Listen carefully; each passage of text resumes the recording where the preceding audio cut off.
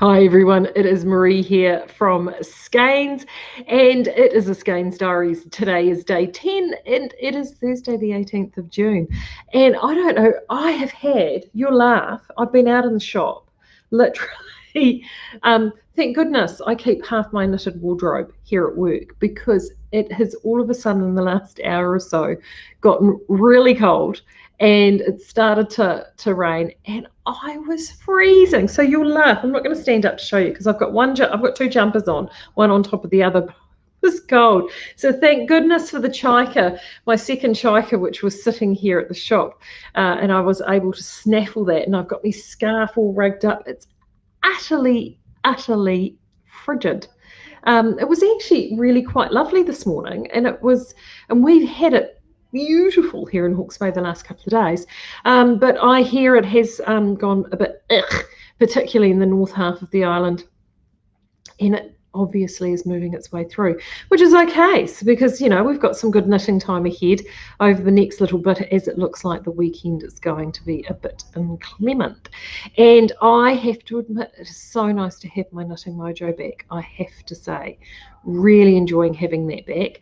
I did a whole heap yesterday, which was great, and last night, and actually the day before I worked on my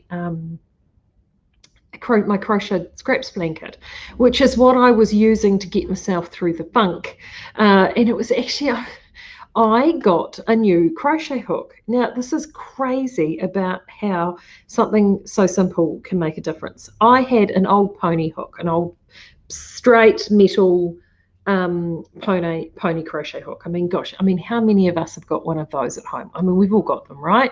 And that's what I'd been using. And I absolutely love it, and that's what I've always used, and that's fine. Good as gold. But in the cold weather, it's not that, I'd use it for a while and then it'd be like, oh, okay, my hands are a bit sore, and I'd put it down. Anywho, I thought I would try out one of our Knit Pro crochet hooks, and I should have grabbed one here to show you. And I thought, oh, we've got these nice hooks in store now, and they've got these lovely, so metal shaft and end with this lovely, beautiful sort of plasticky rubberized handle, which is molded. Oh my word, what a difference. Now, I am not a native crocheter. I am a knitter. Even though I learned how to crochet first, knitting is still my first discipline. But it's like anything. For those of us who are primary knitters, we all know that we get our favorite needles and how good those needles are. But then you start using a really nice hook, and wow, what a difference. And I just got to, honestly, I was flying with this hook. It was so much faster because it was really comfortable to hold. So if you are a crocheter and you're like me, you've got all this old equipment sitting around in your accessories bag, and you've just used that because that's what's always been there, but you've got a little bit of hooking that you think you might do in the next little bit, I have to say, do splash out. I think they're $4.90, these Knit Pro hooks. And what a difference. Honestly, I cannot get over it. It's done me. So I spent all my crafting time on Tuesday that I spent working on that blanket because that hook was just so much fun. And then I had to sort of tell myself off because I was promising you guys to show you my Goldwind, which I'm going to get to in a minute. And I suddenly thought, oh, I haven't knit a thing on this because I've been far too busy with my crocheting. So I reluctantly put the crochet down yesterday and picked Goldwind up. Now, I do have a confession to make. I haven't gotten to the end of the colour work, which I said to you on Monday that I would be at, but I'm nearly there. I've got, hold on, I can tell you, I have got 6 more rounds to do to get to the end of my colour work, so I'm nearly there. And I'm going to show it to you because it's nice now, because I'm now getting to the point where I'm predominant. My main colour is Southlander Oatmeal. And I'm now getting into the predominance, and this is where the colour work is really starting to take shape. And I've got this on quite a small, only an 80 centimetre cable, so it's a little bit bunched up, but it makes Now, I'm going to show that to you. See how I've got that on that cable? And if you're wondering why are you doing that, Marie, this is an Ethan trick. Ethan Barclay Inu from Outlaw. This is little. Boy, the things I picked up from our Ethan. He's a font of knowledge, our Ethan, and I'm going to have him back on probably next week, week after. I'm getting back. So for the school holidays anyway, because I'm buzzing off at the school holidays. Anyway, and he does his colour work like this and all his stuff in the round on a slightly smaller cable size than what you would normally do. Now, I would normally have this on a 100 centimetre or even a 120 centimetre cable. And he said to me, he goes, well, no, Marie, leave it on an 80. I was like, oh, get a little bit congested, you know.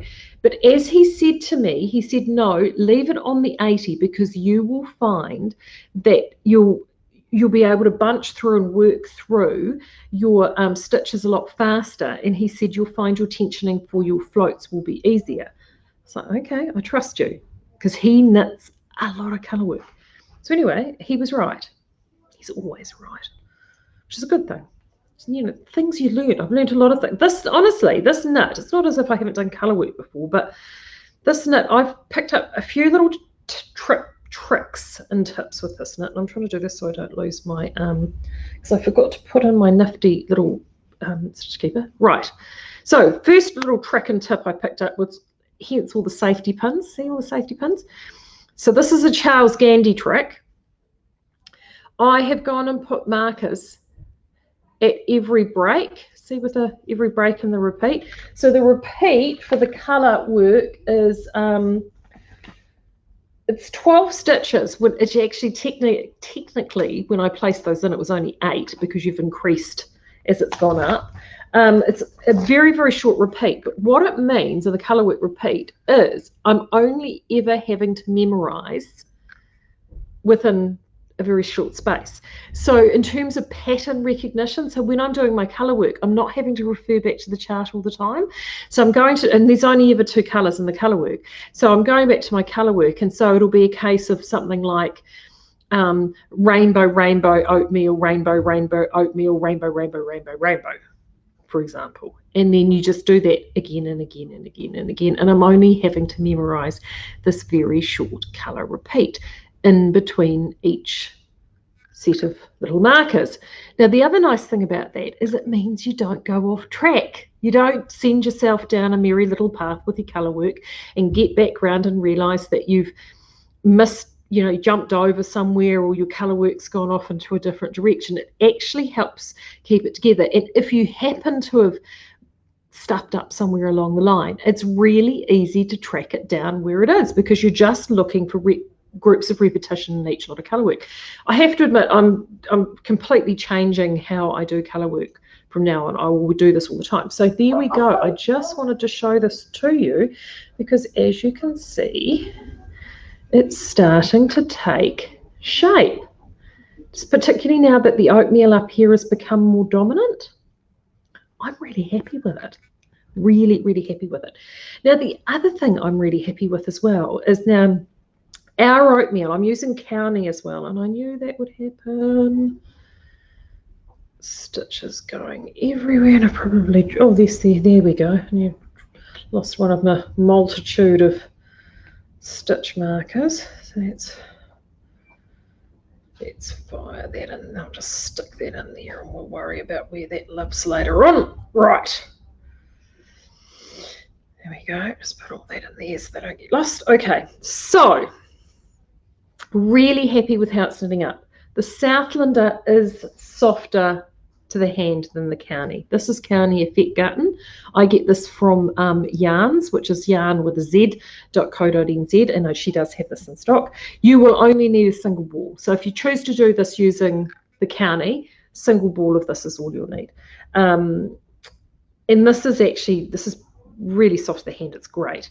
So it's actually softening it quite well, but I'm actually really impressed at how much the County is softening as I'm knitting it. And I'm really also happy with the tensioning with those increases. Can you see those there? it's looking good. I'm really, really pleased about it. And I'm actually also quite pleased as I flip it round.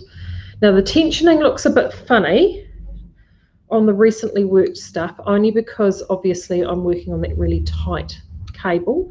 But as you can see there, this is the beauty of having quite a toothy yarn, like the Carney and like the Southlander, is your floats, they stay together. Really, and I'm not, honestly, I'm not like Ethan. Ethan plans his floats and gets them all. I mean, I don't do that. I'm lazy. But this is the lovely thing about having a toothy yarn like this with this project. Is all those floats are going to sit there. They're not going to be too loose and spaghetti-like, and they're going to actually stay where they are. And with it, once I start wearing this and you get a bit of wear up in there and a little bit of rubbing going on, those floats, as you can see, they are not going to go anywhere. So I'm really, really happy with that. So this is tracking along really well. And I've gone and done it again. Typical. And I've got two beautiful needle holders that my friend in the States gave me. Right, so that's the other beautiful thing about a toothy yarn. The stitches don't run away on you either, and they're easy to pick up. Right, there's that stitch marker that I've lost again. Very good. So I'm really, really happy with that. So today, today's goal when I get back is to finish off and get that colour work done. And then I'm actually going to do what I did on my Rambler. I'm going to actually go from that and straight into sleeves. So the nice thing is I do have this needle size, and I'm going to just clip those together so they don't go anywhere again. I do have the needle size replicated. I have got a second needle. I think it's a 3.75 I'm working on at the moment. So I can keep these on a live needle and then move down to the sleeves. So that is how I'm going. And oh gosh, there's another one. Is that another one? Oh, good grief. I heard something go clack. Oh yeah, it was. Oh look, and I've dropped a stitch. Right, I'm going to sit that down there so I can fix that later on. What else did I have to tell you? Oh, naked. Not me getting naked. Naked Skeinz. You may have noticed on Monday we popped up a Naked Skeinz special, and it's great because this time of year there's I mean you're looking for stuff to do. School holidays is coming up. Actually doing a bit of hand dyeing at home if you've got the kids, that's heaps of fun to do. Our naked cones are so easy because you can wind off whatever you want to whatever size that you want. So you can wind off a little bit, or you can wind off a whole bunch, or it's easy. Now, it's a couple of tricks if you have not worked with them before. A niddy noddy, which is, and I didn't grab my niddy noddy, I'm not very prepared today. If you're a hand spinner, you'll know what that is, which is a way for hand winding hanks. That is always good if you're just going to do one or two, and that's what I use. But the other thing you can use, it's a little trick actually, Stephen B trick this one, is an umbrella swift. So if you know your regular, your hand winder with your umbrella swift that spins around, well, you can actually use that to wind off some hanks for a cake. So what you need to do with that is take your umbrella swift and just decide the diameter that you want to have your cake, and it will be towards the maximum aperture of your umbrella swift. And then take your end of your yarn and wrap it all the way around, and you may even want to just do a little hitchy knot there, and then just take your finger and just wind that swift around a couple of revolutions until it sort of holds itself with the tension of the yarn. And then you can just basically grab your finger and just rotate your umbrella swift gently around. Now, because your naked yarn is on that cone, so if you've got your swift up on the table and your cone down on the floor, you can just tension it quite easily with your other hand, and it's just a really quick way of doing it. And it's just a quick way of winding off a bunch of yarn onto that hang. That's easy. Really, really easy, and the cone makes it easy. So that's another quick and easy way to get yourself some hanked yarn off that cone if you're wanting to have a play around with the school holidays coming up with a bit of food colouring or some thrifty. I understand thrifty works really well, and if you happen to have access to things like cheap avocados, Not that they're around at this time of year, but that's also fun for a bit of natural hand dyeing. And if you are going to Fibretron, if you're one of the people trading there, perfect time to stock up with Fibretron coming on in about 5 weeks away now, isn't it? I'm so thrilled that that event is going to be going ahead. So great for the community. It's brilliant. Absolutely brilliant. And one of the questions, I've had this question about 3 or 4 times actually in the last few days, so I thought I would explain it here, is some of the yarns that we have in stock is we've got some 4-ply high twist, and we also have a merino high twist and a merino twist on twist. And I've had a number of people ask me what is the difference between the two.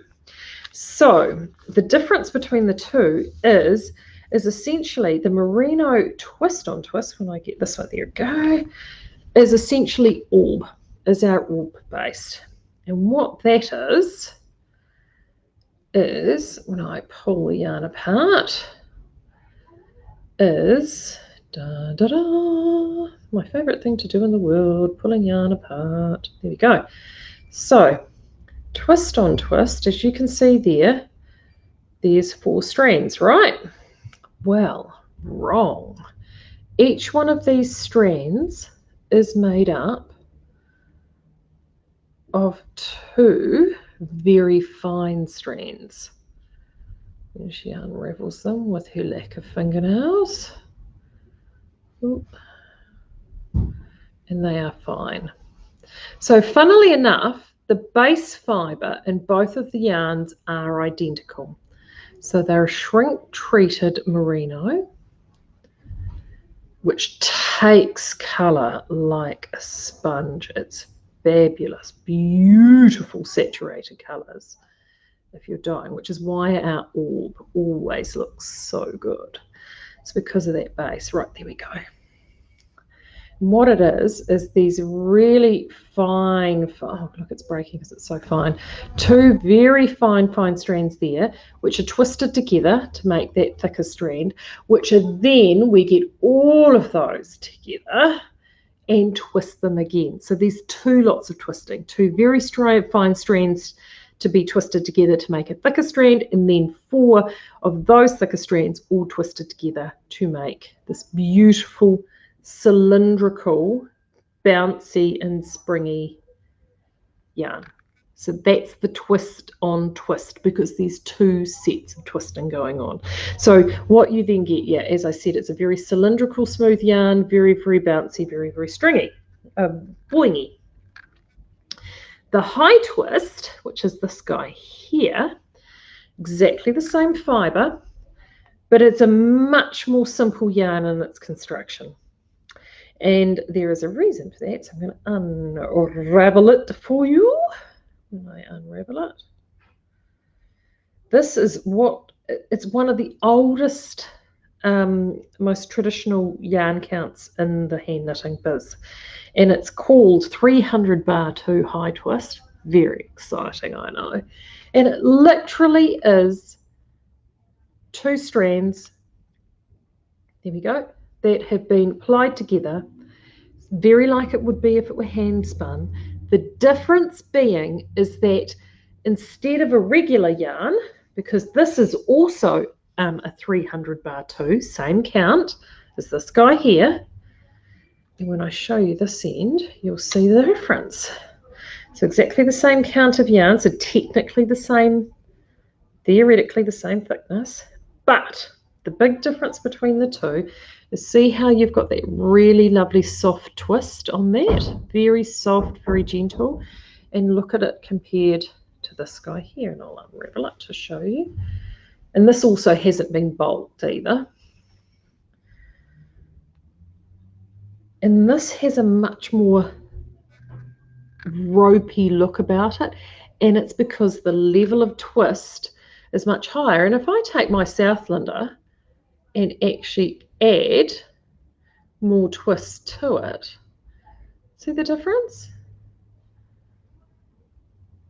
So that's the difference that twist can make.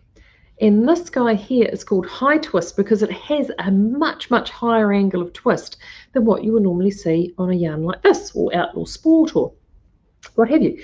Now, What is the advantage of this, I hear you ask, Marie? Right, the advantage of that's twofold. First is this yarn is primarily used as a sock yarn. Doesn't have to be. I love making garments out of this yarn. I think this yarn is an outstanding garment yarn because it wears really well, it doesn't pill, and it's great, you know, particularly with kids. It goes through the machine. It just looks good. The fabric just looks amazing. But it's primarily used as a sock yarn because it allows you to have a fabric for socks that's nice and strong that doesn't require nylon. So it means that you can have a 100% natural sock, wool sock. So this is the high twist. The other advantage with the high twist as well, because of that sort of ropey construction that it has with those high angles of the twist, when this takes color, and I know those of you out there who have dyed with this know this, it honestly, the effect and it has on color and tricks with the light really are quite amazing. I know dyers love playing with this yarn, love dyeing with it. It does incredible effects, and it really, and again, it takes color like an absolute sponge. So those are the differences between the two yarns. So if you're looking at both of them, you're thinking you're wanting to try stuff at home, that is certainly something that you can try. I'm just jumping in here and seeing how hello. Oh wow, everyone is here. It's so good to see everybody. Louise is here. Louise is saying that Southland oatmeal is also the best of all colours to overdye. It has a glow of, yes, it's the type of a glow in the pale colours from the fleck. And she's really enjoying, the lifted increases. Now, exactly, if you were at home and you're wanting to dye at home, there's absolutely no reason why you can't take some of it exactly as Louise has suggested. And I know that you've done this, Louise. Take some of the Southlander oatmeal and dye it yourself at home. I mean, you just pop it onto a hank, and it's completely natural. And it does have that beautiful natural fleck in there, and it is lots of fun to dye. And on those raised increases, so the raised increases, I mentioned those on Monday, that we've been doing with Ethan, and I've just done a whole series of them actually back here again now in the oatmeal. I'll pull them so you can have a look. See them there again? I'm enjoying them too now, I have to say. I wasn't, you know, I mean, I didn't initially, but I now see the logic in them now that I've actually worked a bit of colour work along. And so what that raised increase is you have your stitch and you slip it, and you're actually picking up the bar in between the two stitches. So you're actually slipping one stitch and not knitting it, and you're picking the bar up and knitting into the back of that stitch. And Ethan's right, it doesn't pull, it doesn't add a round bar at the bottom, which is what a knit front and back does. And it doesn't pull your colour work. It keeps the tension in there. They have this, they call it an invisible left, but I actually think, as Louise has referred to it here, a lifted increase is probably it's a more accurate description of it. It's done. And Jeanette was saying she has also done the hanking with an Amish type swift. Now I think the Amish type swift, Jeanette, is that sort of crossed over one like that with the pegs, is it not? When you can move the pegs around. That's perfect, because it means that if you've got one of those swifts, you can just tie the end on one of the pegs and then rotate them around, and it's so easy. So easy to do. And we've got a few Americans again in the house, so welcome. And I know it's summer over with you guys, but yes, it is winter here, so it's a little bit miserable. Now, restocks. You may have noticed that on Monday I posted up a whole bunch of restocks, and the mill has been bonkers busy, and we've been over there again this morning, hence the 1 o'clock catch up with you guys today, because I've been over there. Sockmatician milk, 4-ply. I have got it. There are some issues around the colour. It's a little bit darker than it should be.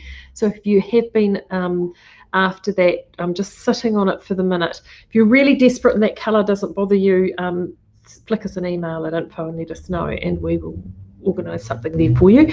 But there has been, heaps of those restocks coming, so it's so good to see it. And Yvonne, bless her heart, the wonderful Yvonne, our production manager, has gone and given me the updated list. Oh, let me put my eyes on because I can't see. She's given me the updated list of what is going to come in today. So what we did pick up from the mill and brought back with us after our meeting was the Skeinz sock, just a natural. So that is going to be receipted in this afternoon. And coming in before the end of the month, Albertine Silver Plumber and Albertine Great Lakes. And for those who have been waiting for Midnight Sun, it won't make it in time for the end of this month, but it is on the list. It will probably be here in early July. So it is sitting here with all those bits. Chatswood Somerset is definitely coming. I saw that's actually sitting at balling. It's already been caked. So that's not going to be too far away at all. Orb Fine and Cottage Rose. That Cottage Rose has gone so well. That's that beautiful, soft, dusky pink. So more of that is coming in. And Perrindale lovers, we've got 3 Perrindales that should be with us before the end of the month, and they will be Fawn, Clover and Apple, so they're not too far away. We've got some more Cyan, which is the beautiful blue, like the blue on the wall behind me, and Snug coming. Sock Natural Full Ply, it's already here. Picked it up today. What else have I got on the list? Oh, Southlander Lake Blue. I saw that. That was past. That's been dyed. That's just waiting to be caked. That's in DK. And the 12 plies, I think I popped up on Monday a whole heap. Oh, Monday? No, yesterday. Would have been yesterday. Whole heap of 12 plies for Southlander came in. Pretty much all of them. Lake Blue, Java Bracken, Goldenrod, Misty Rose, Dusky Blue, all those bulkies came in. So they're sitting out there now. Some vintage porcelain will be here, also some pewter, and last but not least, Southlander, the bark, which we used to have. They've just called it chocolate on here. They've actually got some left over. It's not a huge amount. And we usually don't have that dark chocolatey colour. But I know we've had a few people been wanting it for some projects. So if you are wanting that natural, that really rich, warm, natural chocolatey colour in a yarn, we have got a small amount of that coming through. So if you think you might want some, you definitely want to snap it up because it's not something in normal range. But we've obviously done it for somebody else in that colour, and this is some leftover. So we are going to put that into the Southlander for you as well. So we've got all that to look forward to. Right. I think that's me for today. I've got someone coming in very shortly to see me. So I just wanted to make sure that you've got plenty to keep yourself going for over the weekend. Hopefully on Monday, I'll be able to show you some sleeve progress, which will be fantastic on the Goldwing. And hopefully your knitting as well. You have some fun with your knitting this weekend and stay warm and dry. Until then, I will talk to you next week. Take care, stay warm, and until then, see you again.